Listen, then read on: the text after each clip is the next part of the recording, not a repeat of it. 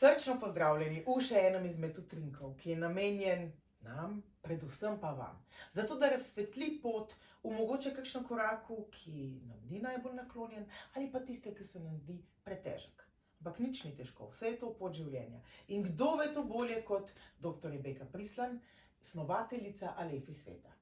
Kakšne stopinje trenutno delate v Alefi svetu? A sem te presenetila? Ja. Male, velike, težke, so čevlji dobro obloženi ali gre v bistvu za stopničenje s udobnimi copatki? Jaz se zelo trudim, da kombiniram različne stvari in predvsem, da z svojim znanjem in izkušnjam, da lahko delim dobre nauke, dobre izdelke in tiste, ki skrbijo za našo kožo, za temi izkušnjami in čudovitimi gosti, pa tudi, da se širi to dobro znanje, da gre naprej. In ko smo že ravno pri znanju, z nama je gostja, ki ga ne manjka pa je tudi radoživega zavedanja do življenja. Tamara, pozdravljena. Po poklicu farmacevtka. Ampak farmacija je tak širok pojem, s čim točno se ukvarjaš? Trenutno se ukvarjam s kakovostjo v farmaciji. Skrbim, da je vse, kar ljudje dobijo, varno, zdravo in kakovostno. Odlično. Mislim, super in hvaležni smo za tvoje delo. Ampak koliko zdaj zahteva tvoje delo enega mentalnega angažmaja, koliko pa je lahko tudi kreativno? Oboje zahteva, ziher. Sliši se, da kakovost ni kreativna verjetno, ker je nekaj, kar omejuje. Sploh za nas, ko smo včasih v razvoju delali, smo vedno gledali na kakovost kot nekaj, kar nam zadaja pravila in meje in so strogi.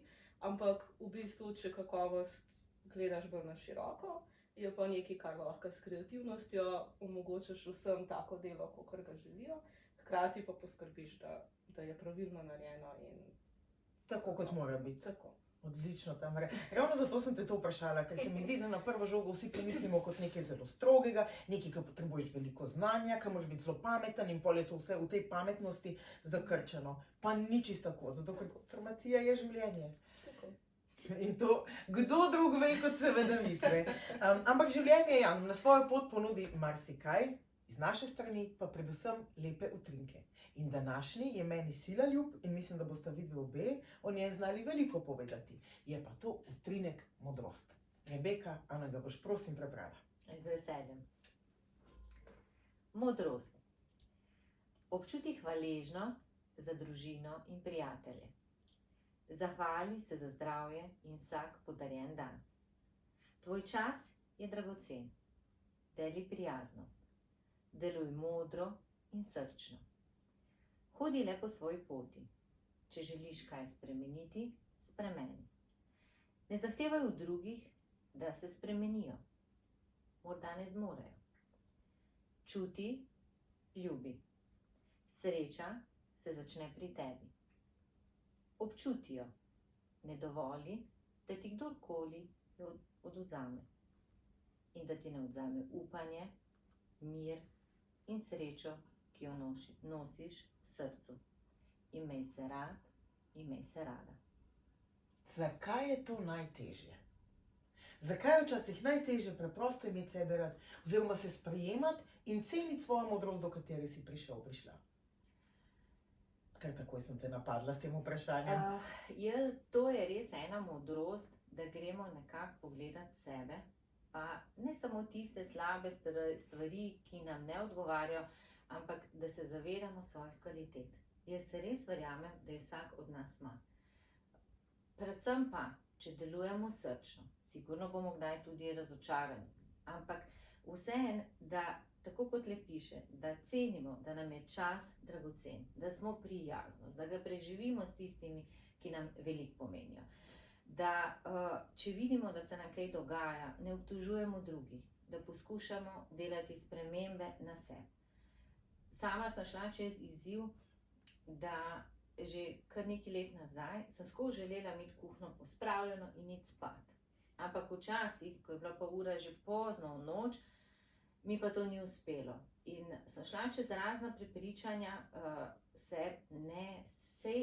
nisem jaz slaba mama, nisem slaba žena, tudi če kdaj pustim posodo in jo naslednji dan pospravim. Tako da se mi zdi, da z leti gremo čez različne modrosti, faze. Ko smo v osnovni šoli, se moramo odločiti počasi, katero srednjo šolo bomo šli. Ko zaključimo srednjo šolo, si izberemo fakulteto oziroma ali pa gremo v službo. In to dejansko pri naših rosnih letih, kjer včasih še niti ne vemo, kar je res tisto, kar nas veseli. Potem imamo razne službe, razne preizkušnje, partnerstva, otroci. In se mi zdi, da je res veliko lažje delati, če mi črpamo iz te neke dobrosrčnosti, odkritosrčnosti in da se spustimo na ta nivo, da iščemo srečo v nas. Potem nam je te korake lažje delati. Je pa tako, kot je Tamara rekla, kakovost. Če pogledamo tudi v naše življenje, da si nekako poskušamo narediti kakovost v življenju. Tamara, ne samo kakovost, ampak kaj pa tebi predstavlja modrost? Zelo podobno to, kar je rekla. Modrost se meni zdi v bistvu to, da si vzameš čas, da pogledaš v sebe, da malo razmisliš, kaj počneš, zakaj določene stvari počneš, s tem v bistvu tudi sprejmeš sebe, ne samo svoje dobre strani, ampak tudi slabe strani, tisto, kar ti mogoče ni toliko všeč, ampak če se malo bolj razumeš, je lažje si to sprejeti in potem je tudi lažje delati spremembe, hoditi po tej svoji poti, ki je nekako te napolni, te osreči. In meni se zdi modrost to, da si odprt in da konstantno poslušaš, gledaš in razmišljaš o sebi, o drugih. In o tem, kar pride na pot. Tako. In kaj bi rekla, če bi morala, če to sploh gre, locirati eno modrost, en utrinek modrosti, ki si ga v življenju pridobila, pa je res se zapečatil, ostal v spominu? Zagotovo je to, da sem se ustavila v enem trenutku in si rekla, se zelo zazrla v to, kaj počnem in kam grem. In takrat se mi je, po moje, svet odprl.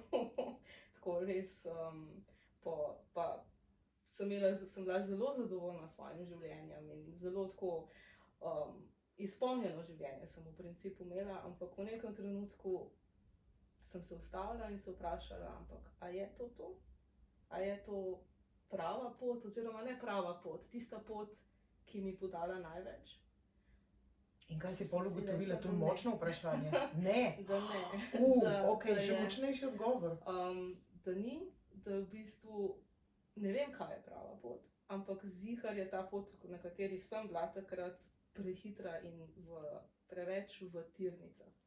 Preveč ni mi omogočala, da gradim na modrosti, da se ustavim in razmislim. Samo delala sem vse, kar je nekako predvideno bilo, da vsi delamo. V službo hodimo, imamo nekaj družbenega življenja, hodimo potem malo ven, družimo se, neke hobije imamo, vse kljukice so bile, ampak ni bilo, tekli smo.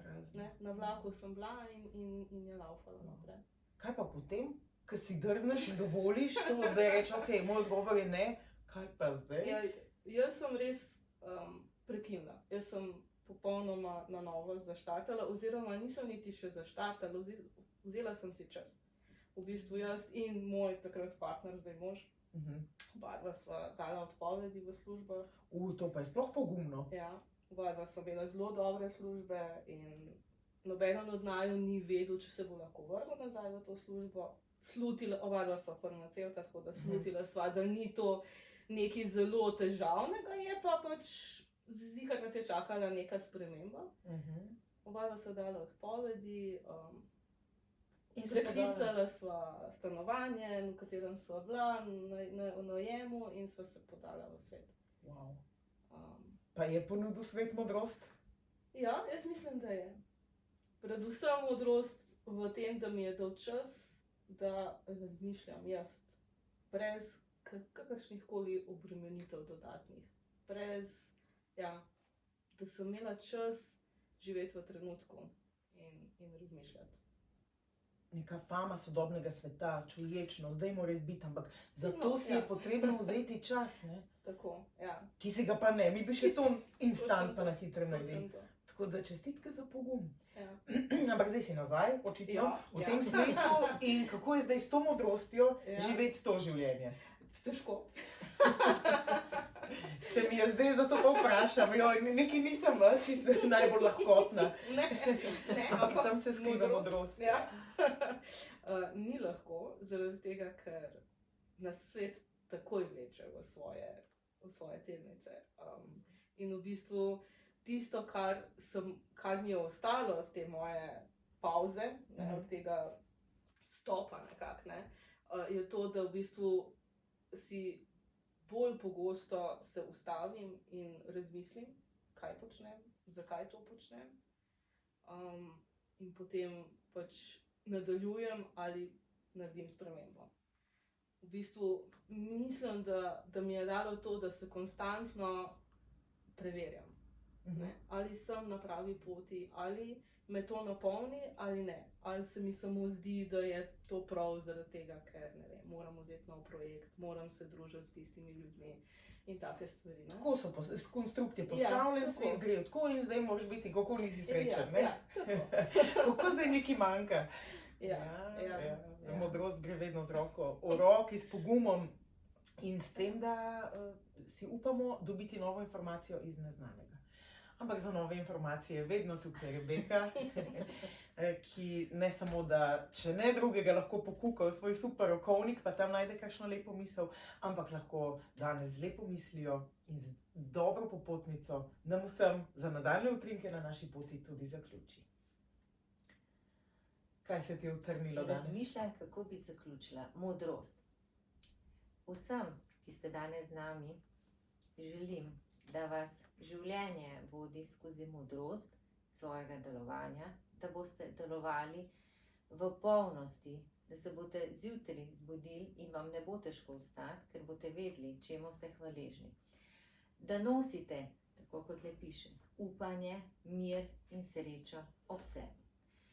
Verjamem, da bo kdaj prišel tudi težek trenutek, ampak naj vam tisto vzame le par sekund in se spomnite, kaj vse imate ob sebi, koga, zato da bojo vaši dnevi in delovanje lepši in kvalitetnejši.